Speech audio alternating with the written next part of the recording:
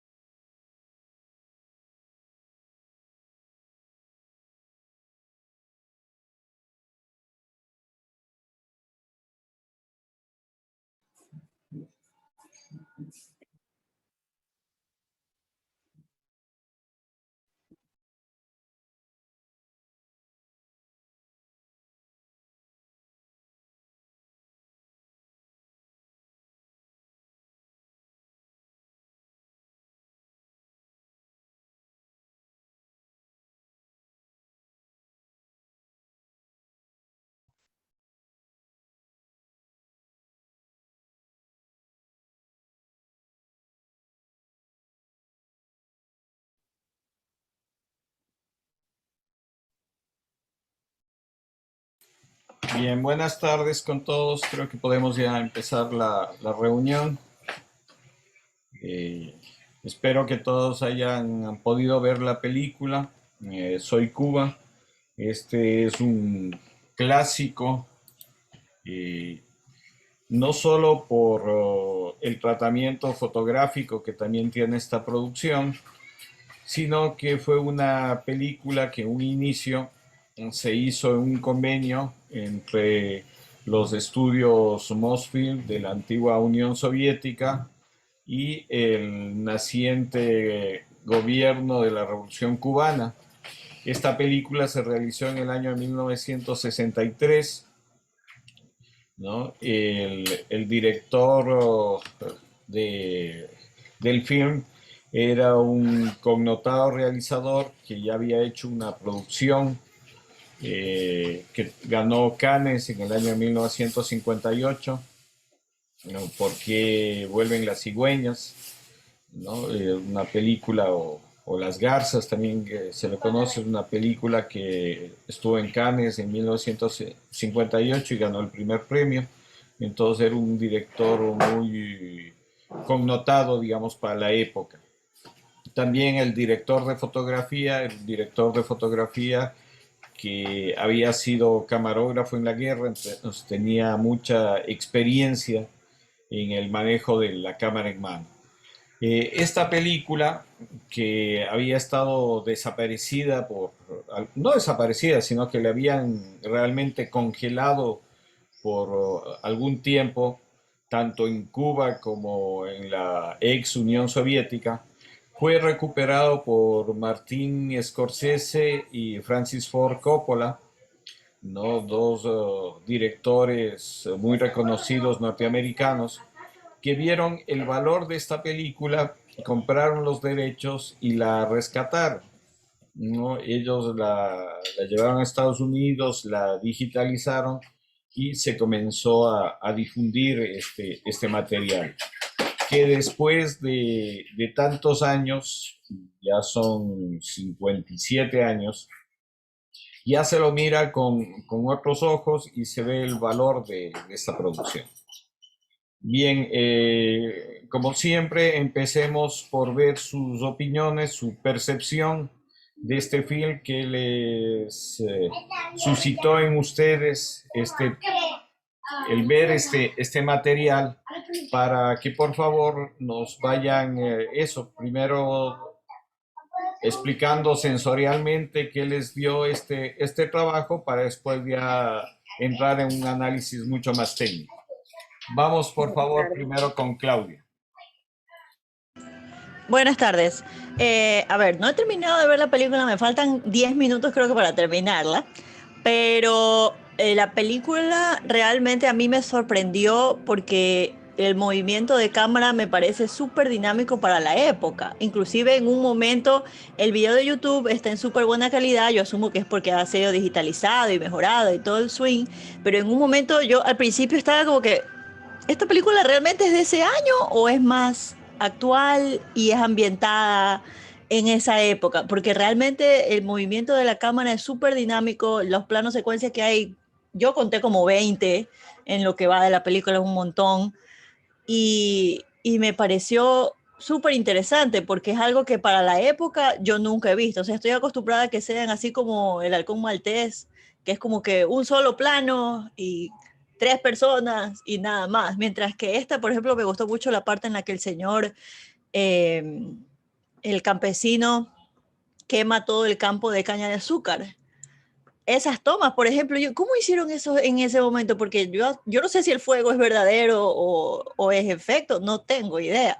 También hay una parte en la que se ve como recuerdos y tiene como un efecto, como un vidrio con sombras. O sea, son unas cosas que realmente a mí me dejaron pensando, por lo menos yo no tengo mucho conocimiento técnico, pero para la época sí me parece que me hubiera quedado como que estos son los ovnis que han venido, porque no tiene sentido con el resto de cosas que yo he visto de esa época, que no es mucho, pero realmente es inesperado y me parece súper interesante, me parece por lo menos este señor que quema el campo de caña de azúcar, me parece que hace un muy buen trabajo como actor, lo cual es sorprendente, inclusive actúa de manera diferente, porque en esa época, por lo menos las películas americanas que yo he visto, son como todo el mundo súper tieso y súper, o sea, no tienen el método actoral que hay ahora, mientras que yo en esta sí siento una cosa mucho más real, mucho más palpable y sí, me pareció súper interesante. Veo que son varias historias en una sola, contando pues todos los lados de Cuba,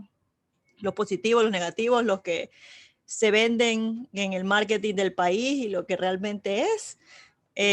Y sí, es súper interesante y muy dinámica y me parece groundbreaking para la época. No sé qué tan difundida haya sido, no sé si en su momento llegó a cines de otros países, pero sí, me parece súper interesante. Me gustaría un poco que la parte en español esté, o sea, el audio original que esté, se resalte más porque escucho más el ruso y tengo que leer la traducción abajo, o sea, es un desastre porque deberíamos poderla ver en el idioma original, pero ya, está bien, pero visualmente por lo menos me parece súper interesante y muy original y sí, muy chévere, ¿para qué? No esperaba que sea así.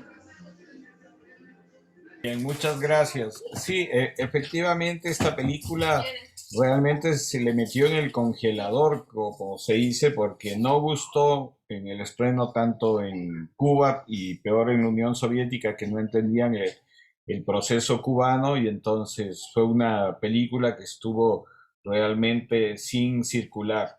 Es gracias a los dos cineastas norteamericanos, Scorsese y Coppola, que podemos apreciar esta maravilla. Vamos por favor con Luis Bisuete.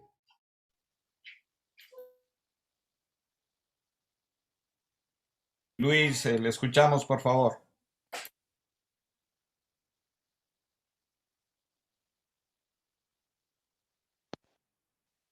¿Se me escucha? Sí, ahí le escuchamos. Ya. Bueno, para mí me llamó la atención la composición audiovisual. Quiero decir, el manejo de la cámara, el traveling, los dolly, el doll in, el doll in, el doll out, y lo que es el plano detalle y medios planos. Eso es lo que en sí es el fuerte de la película. Bien, muchas gracias. Vamos por favor con Andrés. Hola, buenas noches. Perdón que no active la cámara, está mi internet muy malo. Me avisan si se me corta porque sale la notificación de que está mal internet. Bueno, básicamente lo que quiero decir es que son esas películas que cuando uno las empieza a ver, tiene esa sensación extraña de como que, ¿qué es esto? ¿Qué va esto? Pero a la vez no puede dejar de verla. De una se me vino a la mente la sensación que tuve cuando vi esta película, Los dioses están enojados, me parece que es, o algo así. Entonces, que son cosas que te atraen, pero no sabes de qué va exactamente y luego ya poco a poco. Entonces, me pareció muy interesante. Bueno, ya dijeron toda la parte técnica, creo que está por demás decirlo. Es interesante porque sobre todo el inicio del segundo cuadro me hizo referencia un poco a ¿cómo se llama este libro? El viejo y el mar. Bueno, tengo entendido que el viejo y el mar se escribió en Cuba y ese libro yo lo leí cuando tenía 12 años, estamos hablando de más de 15 años atrás. Entonces, me pareció interesante cómo de una mi mente voló, digamos, a ese momento cuando leí el libro. Otra cosa también me pareció súper interesante y fuerte. Bueno, interesante porque habíamos visto esta película del acorazado, entonces la escena de bajar me parece obviamente que nos dio sumamente la referencia a esa escena que había visto de la película anterior.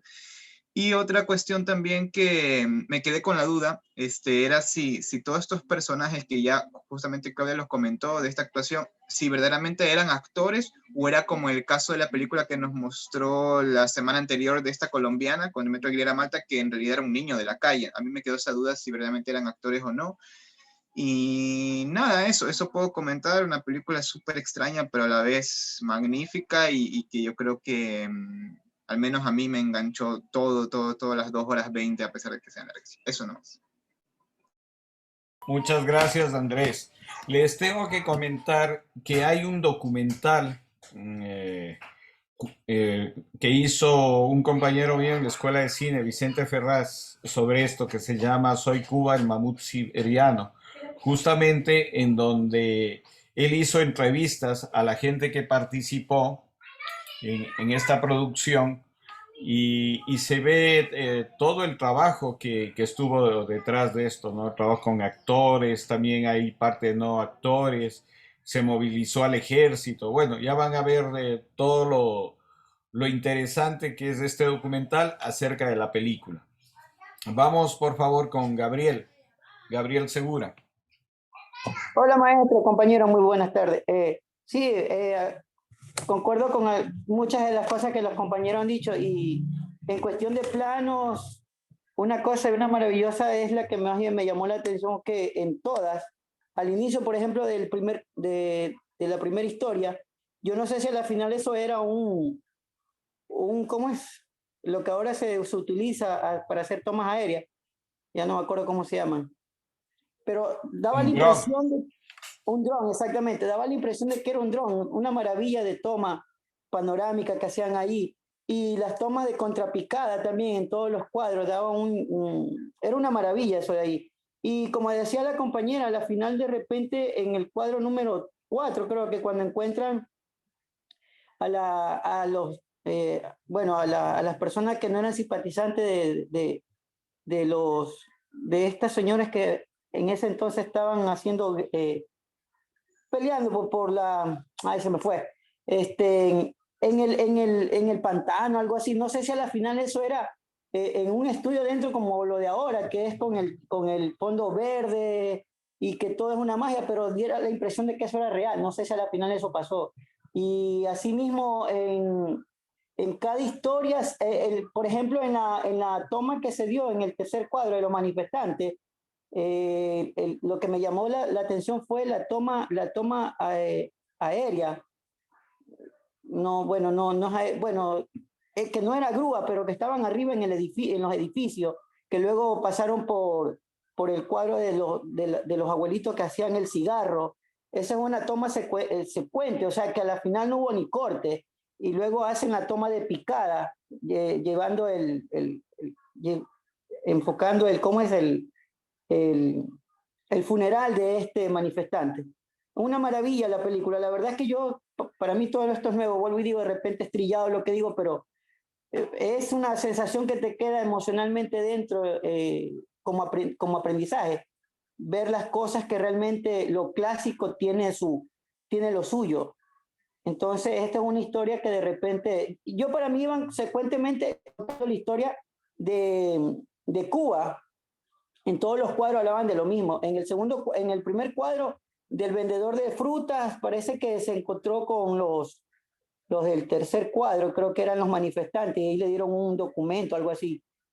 Parece ser que la historia que contaban, que bueno, todos saben que esta cuestión siempre va a perjudicar a muchas personas, a toda la sociedad, ¿no?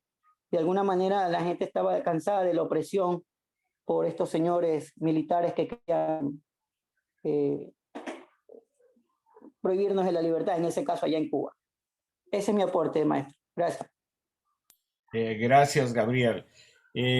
Tomen en cuenta que esta película fue realizada en 1963. Entonces, en esa época ni había drones, ni había blue screen, no había la pantalla verde, no había nada de eso. O sea, es realmente por eso una maravilla de producción, y también es los planos secuencia que tiene esta película son de locura, porque es una obra de ingeniería también. Ya van a descubrir en el documental cómo hicieron todo esto. Es complejísimo todo lo que hicieron en esta película para lograr esa maravilla de planos, ¿no? Y las tomas aéreas son realmente en un avión. En la Segunda Guerra Mundial es que empezaron con esto de colocar cámaras en los aviones justamente para divisar a las tropas enemigas, y seguramente estas tomas que se ve aéreas sobre la isla es hecho desde un avión, ¿no? Con cámara. El director de fotografía era un camarógrafo de guerra que había estado en la Segunda Guerra Mundial, y por eso también la experiencia en el manejo de la cámara en mano. Que tomen en cuenta, no son como las cámaras de ahora, sino que en esa época era una cámara muy grande y muy pesada. Vamos con Gigi, por favor. Buenas. Bueno, viendo la película, viendo por cada historia de los 4 personajes, creo que se muestra como que la realidad de la situación de cada uno de ellos, y lo que me llamó la atención es que cada historia dice soy Cuba. Cuando los hombres nacen tiene 2 caminos, el uno como que es la estrella, el otro como que camino es más difícil, algo así, pero viéndolo como, o sea, aparte de la escenografía, y en la segunda parte de la historia, que el hombre está que quema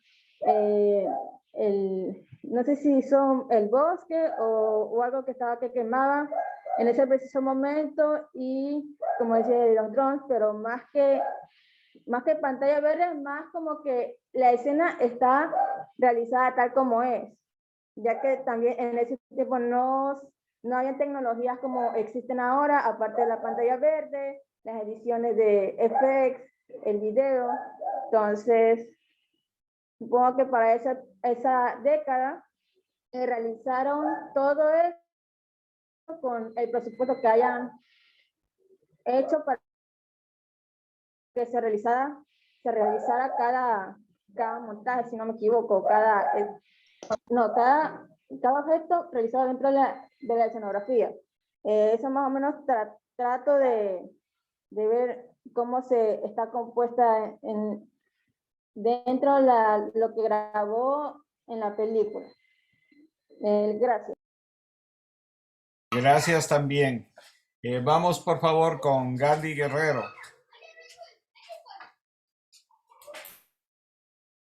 Sí, muchas gracias y buenas tardes con todos. Realmente súper impresionado por la producción, me parece una película increíble, realmente no me explico por qué la tuvieron, como usted dice, en el congelador tantos años. Se nota la presencia, la gran influencia que tuvo Rusia en el proceso de consolidación, de apoyo a la Revolución Cubana, y claro, enviaron por eso a estos realizadores. Sin embargo, fueron norteamericanos los que descongelaron esta obra, y eso me parece bien, porque en pro de la cultura creo que todos los pueblos deben unirse, ¿no?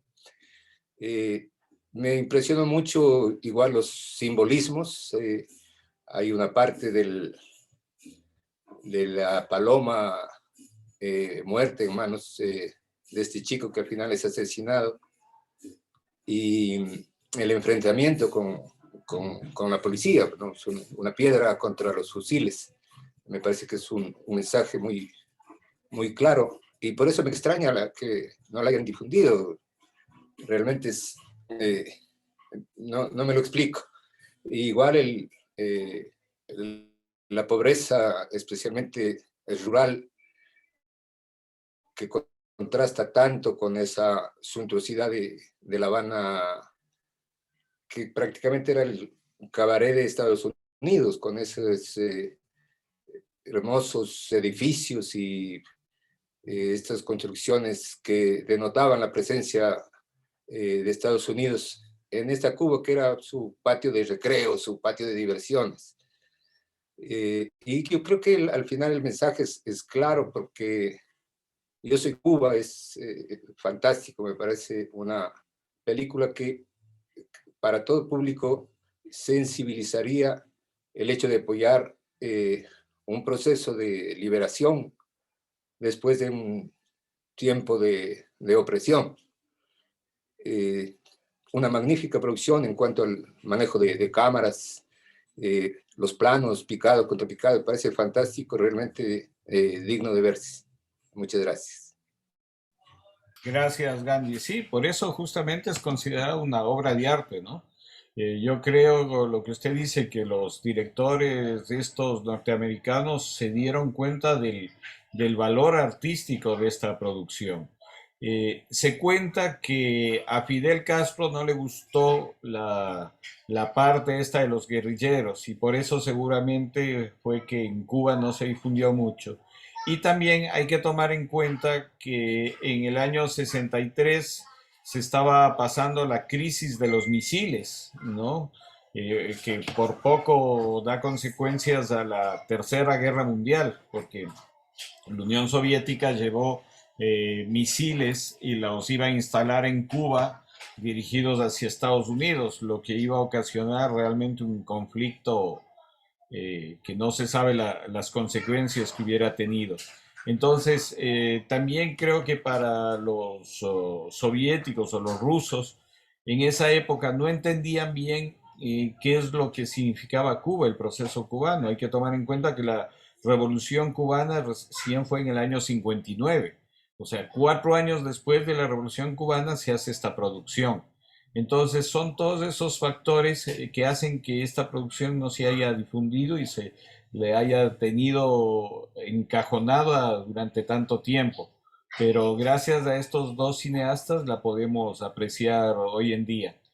Vamos por favor con Xiomara.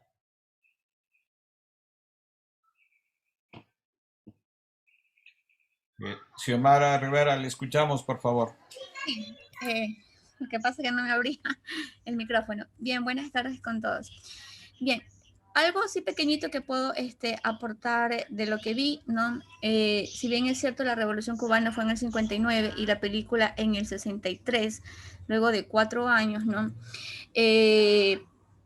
Prácticamente refleja la cotidianidad que todavía está en la actualidad, que se sigue viviendo en Cuba. Y también lo que me llama la atención es mucho la de los exteriores que muestra dentro de la película, que no lo hemos visto en las demás películas, ¿ya? Esto de mostrar los exteriores, la parte de conocer Cuba, a pesar de, ya le digo, de la época. Usted ya también mencionaron que para ese tiempo no había esto de los drones, ¿no? Entonces fue como que todo... la parte de la grabación y de las tomas, o sea, fueron unos genios, ¿no? A pesar también de encontrarse a poco tiempo de la Revolución Cubana. Eso. Muchas gracias. Vamos por favor con Juan Montenegro.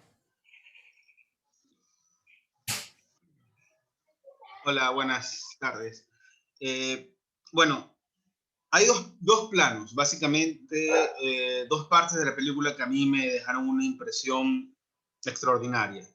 El primero es como el cual abre, ¿no? Este plano de esta fiesta, la cámara, cómo se va moviendo, metiendo entre la gente que entra a la piscina, vuelve a salir, ¿no? Y el otro es el plano del funeral. Cómo lo estamos viendo, empiezan, lo cubren al no sé decirle guerrillero, pues a este manifestante que fue asesinado. Y ahí la subida de la cámara, ¿no? Cómo sube y ese movimiento, o sea, sinceramente fue una película que no la había visto, pero sí había escuchado de ella. Es más, yo pensaba que era una película de ficción. Perdón, una película documental pensaba que era. Aunque no sé, puede ser que, no sé si sería tal vez un término híbrido, pero no, o sea, más que nada es ficción. Pero yo pensaba que era documental, ¿no? Y había escuchado de ella justamente por esos temas del plano secuencia. Plano secuencia que dentro de su majestuosidad está eso, ¿no? Estas tomas grandes y elevadas, porque hay un plano que es similar en una película de Orson Welles, que es Touch of Evil, que también abre con un plano secuencia magnífico, ya como viéndose, incluso, por ejemplo, Hitchcock también en La Soga, también lo maneja de una forma, inclusive yo diría que para él en ese momento era más difícil todavía, porque no tenía un rollo que aguardara tanto tiempo, ¿no? Bueno, acá eran por segmento, entonces por eso me imagino que los rollos que utilizó Calasatov, el director de fotografía, era como que por estas partes se podían aguantar. En cambio, Hitchcock hizo la soga, toda la película de corrida, teniendo que cambiar los rollos entre eso sin que se pierda esta sensación de continuidad, ¿no? Pero esta magnificencia, y sí, la palabra que utilizo es esa magnificencia de escenas que tiene, con una conmemoración, o sea, que te dan una cierta conmemoración o culto hacia la imagen, más que nada, ¿no? Tenemos unas imágenes bellísimas, unos planos increíbles y manejadas muy bien, ¿no? O sea, más que nada, admiración hasta esta película que como dice, lamentablemente estuvo escondida tanto tiempo, pero gracias a Dios ya en nuestra época la podemos apreciar sin problemas. Gracias, Juan. Sí, justamente esos planos secuencias es realmente una obra de ingeniería, porque yo lo que recuerdo, cuando alguien nos contaba cómo se hizo, tuvieron que construir arneses en donde el camarógrafo, por ejemplo, iba a cámara en mano por una parte, colocaba en el arnés la cámara y la cámara seguía, subía, iba como por encima de los manifestantes, llegaba como al piso y el camarógrafo cogía nuevamente la cámara y seguía. Pero es tan hecho, digamos, con tanta precisión matemática que no notamos justamente esto, que sube un arnés que se traslada por otra parte y coge nuevamente el camarógrafo. Entonces parece como que fuera eso, un plano secuencia continuo. Es de hecho un plano secuencia continuo, pero no vemos ningún salto, ningún movimiento así extraño que, que denote todo este mecanismo que está atrás. Y algo que es muy importante entender, que la técnica está al servicio de la dramaturgia y no al revés. No es que nosotros, porque tenemos el dron, ya voy a hacer una película con dron. No es así. O sea, la técnica está al servicio de la dramaturgia. Primero uno tiene que tener una idea clara de lo que va a hacer y de ahí utilizar los recursos técnicos. Esto también, por ejemplo, en la película de Orson Welles, El Ciudadano Kane. No es que pensó, voy a utilizar este lente porque sí, no, sino que el lente que utilizaba estaba en función de la dramaturgia. ¿Qué quiere decir esto? De la historia que nos quería contar. Entonces, esto es importante y en esta película también siguiendo con este análisis que hemos hecho en las diferentes sesiones, ¿no? Aquí vemos que la técnica también está al servicio de la dramaturgia, porque la posición de cámara, dónde coloco la cámara para contar la historia es muy importante. Acuérdense en esta escena del zafrero que está cortando la caña, la cámara hace una vuelta circular, ¿no? Y nos muestra todo ese mundo del zafrero, o sea, la cámara como que le envuelve. Entonces, cada movimiento, cada plano está pensado en función de la historia que queremos contar. Y esto es muy importante eh, porque eso demuestra cómo estos realizadores sí supieron utilizar con todas las limitaciones que tenían en esa época, cómo utilizaron creativamente los recursos que tenían para contar una historia. Alrededor de esta película sí hay un documental que se hizo en el año 2005. Les comentaba que Vicente Ferraz es un realizador brasileño, fue compañero mío en la escuela de cine. Él hizo este documental, él hizo esta investigación sobre cómo se hizo esta producción. Yo después les voy a pasar el link de esto para que vean, pero sí quiero enseñarles una parte de este documental, unos 5 minutos, para que comentemos. Entonces, no sé si hay alguna otra pregunta, algún otro comentario que quieran hacer, o si no, pasamos a ver un fragmento de este documental que se llama igual, Soy Cuba, el mamut siberiano. Bien, entonces si no hay preguntas, pasamos a ver esto.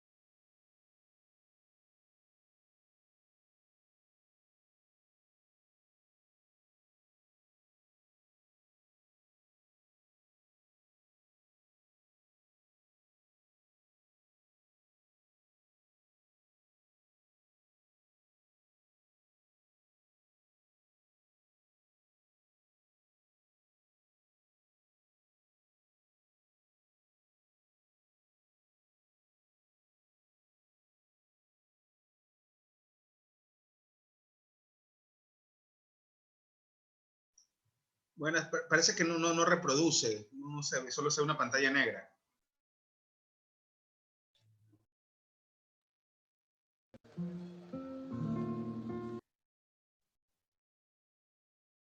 Perdón, ¿no estaban viendo? ¿No se veía? No, solo la pantalla negra, como que se hubiera dado la... ¿Qué? No, no se veía. Qué raro. No se veía nada. Deme un segundo para resolver este problema.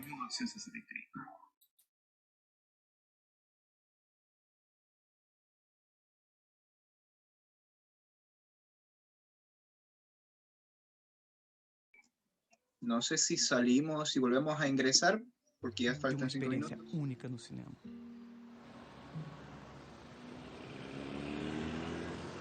Ahí se ve. Ahí están viendo. Ya podemos ver, ahí sí se ve. Sí, ahí sí se ve. Sí, ahí sí. Ya. Espérense, retrocedo un poco. Ya.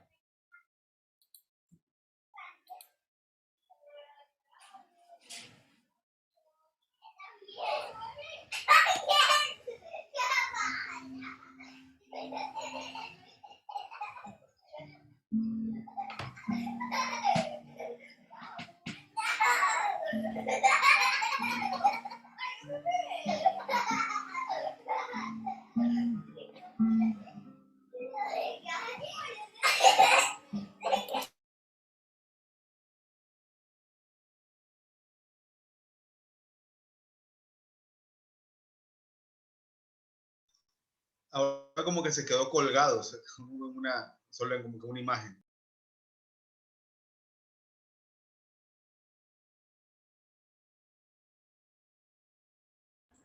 Quizá empezamos otra sesión, porque está que se queda. Ahí está, pero no sé cuánto tiempo ha pasado. Em 2001, fui a Havana procurar uma história perdida no tempo. A história de um filme de propaganda da Revolução Cubana. Ahí sí le pueden ver o no. Realizou em 1963. Sí, pero el principio no pudimos ver. Está en 2:16. Capaz que es cuando se le amplía, entonces espérese un segundito. A ver.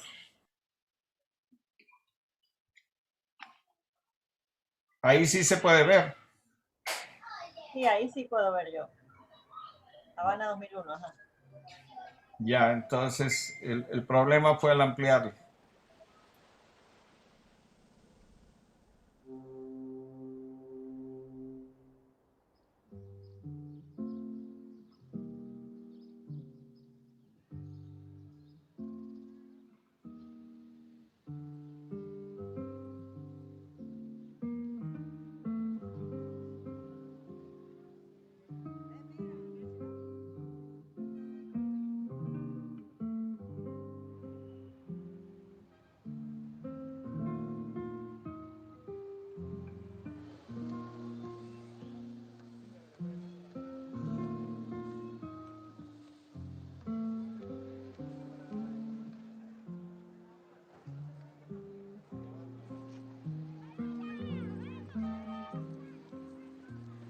Em 2001, fui a Havana procurar uma história perdida no tempo. A história de um filme de propaganda da Revolução Cubana que uma equipe de cineastas soviéticos realizou em 1963. Para contar a incrível trajetória deste ambicioso projeto, procurei os atores e técnicos que trabalharam no filme. Acabei descobrindo que as lembranças que eles guardavam na memória não eram apenas de uma filmagem, mas de uma grande aventura, de uma experiência única no cinema.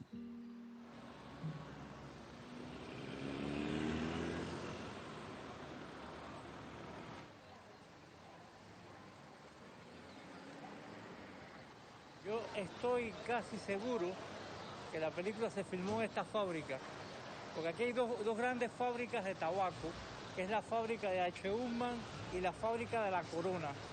Pero me parece que por la disposición de las calles, por la angulación de las esquinas y por la forma en que se colocó el funicular que entraba al edificio y salía y se veía la calle, creo que fue en esta fábrica. Aunque no estoy muy seguro, pero me parece que fue esta fábrica.